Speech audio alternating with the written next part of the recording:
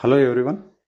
TG LAWCET 2024 అడ్మిషన్లో భాగంగా second phase counselling అయితే ఈ రోజు నుంచి అయితే స్టార్ట్ అయ్యింది. సో దానిలో ఇంపార్టెంట్ డేట్స్ ఏమున్నాయి, సో ఎప్పుడెప్పుడు మీరు ఏమేమి చేయాలని చెప్పి డేట్స్ ఓపెన్ చేసి చూసుకుందాం.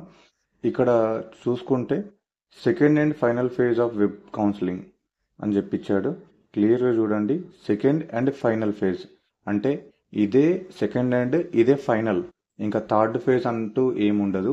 ఇక్కడ క్లియర్గా దీన్ని బట్టి అర్థం చేసుకోవచ్చు మనము. అండ్ నెక్స్ట్ వచ్చేసి 17th నుంచి 21st వరకు, సో ఈ రోజు నుంచి 21st వరకు ఆన్లైన్ రిజిస్ట్రేషన్ కమ్ వెరిఫికేషన్ అని చెప్పి చెప్తున్నాడు. అంటే ఈ ఆన్లైన్ రిజిస్ట్రేషన్ కమ్ వెరిఫికేషన్ అనేది ఎవరైతే ఫస్ట్ ఫేజ్లో చేసుకొని వాళ్ళు ఉంటారో, అంటే కంప్లీట్గా ఫస్ట్ ఫేజ్లో రిజిస్ట్రేషన్ అవ్వని వాళ్ళు ఉంటారో, సో వాళ్ళు ఇప్పుడు సో వాళ్ళ కేటగిరీకి సంబంధించిన పేమెంట్ ఏముందో అది కట్టుకొని రిజిస్టర్ అవ్వాల్సి ఉంటుంది. రిజిస్టర్ అయిన తర్వాత మీ యొక్క డాక్యుమెంట్స్ ఏమైతే ఉంటాయో, ఒరిజినల్ డాక్యుమెంట్స్ ఏవైతే ఉంటాయో అవి దాంట్లో అప్లోడ్ చేసి వెరిఫికేషన్ అయితే చేసుకోవాలి ఆన్లైన్ ద్వారా. అప్పుడు మనకు అప్రూవల్ అనేది వస్తుంది అన్నట్టు. ఒకవేళ ఆ అప్రూవల్ అనేది రాకపోతే వెబ్ ఆప్షన్స్కి అయితే ఎలిజిబుల్ అవ్వరు. అట్లాగే నెక్స్ట్ చూసుకుంటే ఎవరైతే ఈ 17th నుంచి 21st వరకు ఈ ఆన్లైన్ వెరిఫికేషన్ అనేది కంప్లీట్ చేసుకుంటారో వాళ్ళందరి డీటెయిల్స్ 22కి డిస్ప్లే అవుతాయని చెప్పి చెప్తున్నాడు. అందులోనే ఏదైనా ప్రాబ్లం ఉంటే అదే రోజు ఈమెయిల్ సర్వీస్ ద్వారా సో ఏమైనా కరెక్షన్స్ ఉంటే చేసుకోవచ్చు అని కూడా చెప్తున్నాడు. నెక్స్ట్ వచ్చేసి 23 నుంచి 24, అంటే 23, 24 వచ్చి వెబ్ ఆప్షన్స్ పెట్టుకోవచ్చు అందరు కూడా. ఎవరైతే సో ఫస్ట్ ఫేజ్లో కంప్లీట్గా ఫస్ట్ ఫేజ్లో పెట్టుకొని వాళ్ళు ఉంటారో వాళ్ళు ఇప్పుడు కంప్లీట్గా ఇప్పుడు రిజిస్ట్రేషన్ చేసుకొని డాక్యుమెంట్స్ అనేది వెరిఫికేషన్ చేసుకొని ఇప్పుడు వెబ్ ఆప్షన్స్ పెట్టుకోవాలి. అట్లాగే అందరూ 23 నుంచి 24, అంటే 2 రోజులు టైం ఇచ్చాడు. ఈ 2 రోజులలో అందరు వెబ్ ఆప్షన్ అనేది పెట్టుకోవాలి.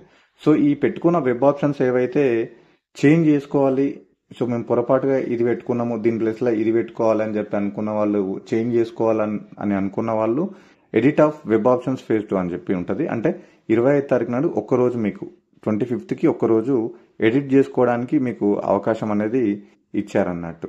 సో ఎవరైతే ఈ వెబ్ ఆప్షన్స్ అన్ని అందరూ కూడా సో ఈ 23, 24లో పెట్టుకున్న వాళ్ళందరూ కూడా ఉంటారో వాళ్ళకి సీట్ కన్ఫర్మ్, అంటే వీళ్ళకు సీట్ కన్ఫర్మ్ అయింది అని చెప్పి 30వ తారీఖు నాడు సో ఆ కాలేజ్ వైజ్గా దాని యొక్క లిస్ట్ మొత్తము డిస్ప్లే చేస్తామని చెప్పి కూడా ఇక్కడ తెలియజేస్తున్నారు. అండ్ అట్లాగే ఎవరైతే సీటు పొందుతారో, సో సీటు పొందిన వాళ్ళు ఎవరైతే ఉంటారో వాళ్ళందరూ కూడా సో ఒకటి అంటే నెక్స్ట్ మంత్ 1st నుంచి నెక్స్ట్ మంత్ 4th వరకు, అంటే 4 days టైం ఇచ్చిండు. ఆ 4 daysలో so reporting at concerned colleges for verification of original certificates along with tuition fee payment చేయాలని చెప్పేసి అంటున్నాడు. అంటే ఎవరికి ఏ కాలేజ్ అయితే వస్తుందో ఆ కాలేజ్కి మీ యొక్క ఒరిజినల్ సర్టిఫికేట్లతో పాటు మీ యొక్క ట్యూషన్ ఫీ ఉంటుంది కదా, ఆ ట్యూషన్ ఫీ చలాన్ కూడా తీసుకొని ఆ కాలేజీలో రిపోర్టింగ్ చేయాలి అని చెప్పేసి అంటున్నాడు. సో ఆ రిపోర్టింగ్ సమయంలో ఏ డాక్యుమెంట్స్ తీసుకోవాలి, సో ఎన్ని సెట్లు తీసుకోవాలి, జిరాక్స్ ఎన్ని తీసుకోవాలి, ఫొటోస్ ఎన్ని తీసుకోపోవాలి అని చెప్పి పూర్తి దాని యొక్క వివరాలు నేను లాస్ట్ వీడియోలో ఇచ్చాను. మీరు దాని యొక్క లింక్ కూడా కింద డిస్క్రిప్షన్లో ఉంటుంది. సో మీరు దాని మీద క్లిక్ చేసి ఆ వీడియో మీరు చూసి తెలుసుకోవచ్చు అసలు కాలేజీ రిపోర్టింగ్ టైంలో ఏమేమి డాక్యుమెంట్స్ తీసుకోపోవాలని చెప్పి తెలుసుకోవచ్చు అని చెప్పి. అట్లాగే ఈ ఫేజ్ 2లో, అంటే ఫేజ్ 1లో సీట్ రాకుండా ఫేజ్ 2లో ఉన్న వాళ్ళు ఎవరైతే ఉన్నారో వాళ్ళు ఇప్పుడు ఆన్లైన్ రిజిస్ట్రేషన్ చేసుకోవాల్సిన అవసరం లేదు. కాబట్టి మీ యొక్క ఆన్లైన్ వెరిఫికేషన్ స్టేటస్ అనేది చెక్ చేసుకోండి. ఇక్కడ మీ యొక్క హాల్ టికెట్ నెంబరు అండ్ మీ యొక్క ర్యాంక్, మీ ర్యాంక్ ఎంత ఉందో అంత ఇచ్చేసి మీరు రిజిస్ట్రేషన్ చేసుకునే టైంలో ఒక పాస్వర్డ్ అయితే ఇచ్చి ఉంటారు. ఆ యొక్క పాస్వర్డ్ని ఇక్కడ ఇచ్చేసి సో మీరు ఎంటర్ చేసినట్లయితే ఈ విధంగా ఓపెన్ అవుతుంది. ఇక్కడ సర్టిఫికేట్ వెరిఫికేషన్ స్టేటస్ అని ఉంటుంది. ఇవన్నీ డీటెయిల్స్ ఒకసారి మీరు క్లియర్గా చెక్ చేసుకోండి. ఎందుకంటే లాస్ట్ టైం ఫేజ్ 1లో ఈ బీసీబీ అనే దగ్గర ఓసీ పడ్డది, ఓసీ వాళ్ళకు వేరే క్యాస్ట్ పడ్డది. సో అట్లా కొన్ని సీట్లు అనేది గల్లంత అయినాయి.